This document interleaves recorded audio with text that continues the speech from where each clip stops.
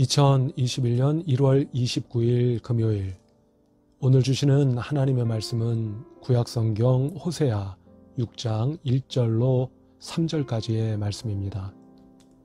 말씀의 제목은 근원으로 돌아가라입니다. 16세기 종교개혁의 근본 정신을 드러내는 구호는 아드 폰테스라는 말입니다. 이 아드 폰테스라는 말은 근원으로 돌아가라는 뜻의 라틴어입니다. 종교개혁가들은 이 구호와 정신 아래 당시 유럽을 지배하고 있던 카톨릭 교회에 대항하여 신앙의 근원으로 돌아가는 목숨을 건 여정을 시작하였습니다. 그리고 그 여정 위에서 믿음, 성경, 은혜라는 말 그대로 신앙의 근원을 발견하기에 이르렀습니다. 이 목숨을 건 여정의 비장함을 보여주는 장면이 있습니다.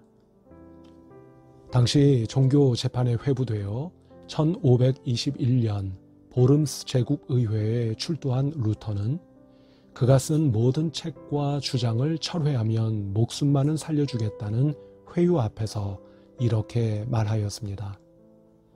나는 그 어느 것도 철회하거나 거스를 수 없습니다. 지금 나의 양심은 하나님의 말씀에 사로잡혀 있습니다. 주여 나를 도우소서. 아멘. 그런데 루터의 이 말은 당시로서는 가히 혁명적인 것이었다고 하겠습니다. 왜냐하면 당시 기독교 신앙에서 최고의 권위를 가졌던 것은 하나님의 말씀인 성경과 동시에 바로 교회였는데요. 여기서 교회의 권위라는 것은 곧 교황이 가진 권위를 의미하는 것이었기 때문입니다. 그런데 이와 같은 시대에 루터가 신앙의 권위는 교황이 아니라 오직 하나님의 말씀에서만 나온다고 주장하였으니 혁명적이라고 하지 않을 수 없는 것입니다.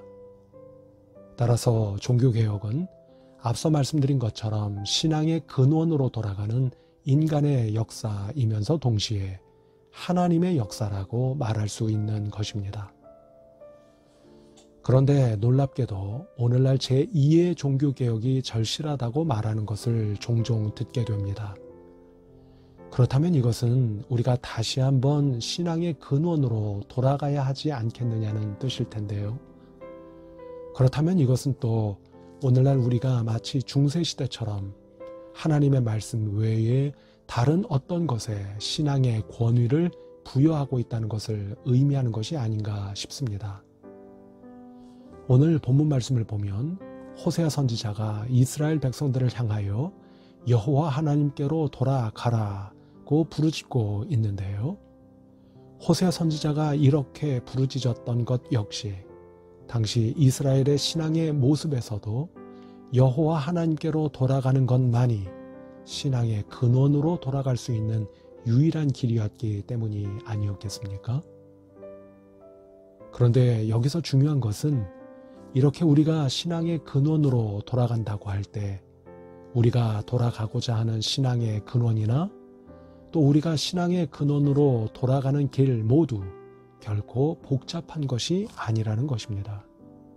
다시 말해서 어떤 진리와 근원이라는 것은 우리가 보통 생각하는 것처럼 그리 복잡한 것이 아니라는 것입니다. 거꾸로 말씀드리면 복잡한 것으로는 오히려 근원이나 진리에 다다를 수 없다는 것입니다. 스포츠 경기를 보다 보면 해설자들이 이렇게 말하는 것을 자주 듣게 됩니다. 예를 들어 배구 경기를 보다 보면 공격수에게 공을 올려주는 세터가 생각이 너무 많으면 공격수에게 좋은 토스를 올려줄 수 없다는 것입니다. 축구 경기도 마찬가지인데요. 공격수가 골대 앞에서 결정적인 득점 기회가 왔을 때 너무 많은 생각을 하면 10중 8구 좋은 기회를 놓쳐버리게 된다는 것입니다. 그런 의미에서 저도 불필요한 생각이 너무 많은 사람이 아닌가 하는 생각을 해보게 됩니다만 또 사실 우리 모두가 다 그런 경향이 있는 것 같습니다. 그래서 신앙생활을 하는 데서조차 우리가 너무 많은 생각을 하고 있는 것은 아닌가 하는 생각을 해보게 됩니다. 그럼 성도 여러분, 한번 생각해 보시기 바랍니다. 혹시 내가 지금 너무 생각이 많지는 않은가 한번 생각해 보시기 바랍니다. 어떤 한 가지 일에 대해서 너무 지나칠 만큼 생각이 꼬리에 꼬리를 물고 있지는 않은지 한번 생각해 보시기 바랍니다. 그것도 정작 우리가 놓쳐서는 안 되는 근원적인 것은 놓치고서 말입니다.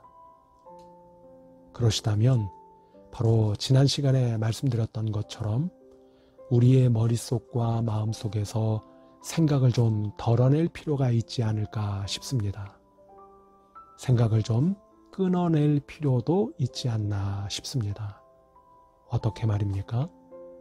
문제나 다른 어떤 일을 묵상하는 것이 아니라 아드 폰테스, 바로 근원으로 돌아가서 하나님께로 돌아가서 바로 하나님을 묵상함으로써 말입니다. 이전보다 조금 더 근원적이고도 단순한 삶을 살아가시는 여러분을 축복합니다. 오늘도 좋은 하루 되시기 바랍니다.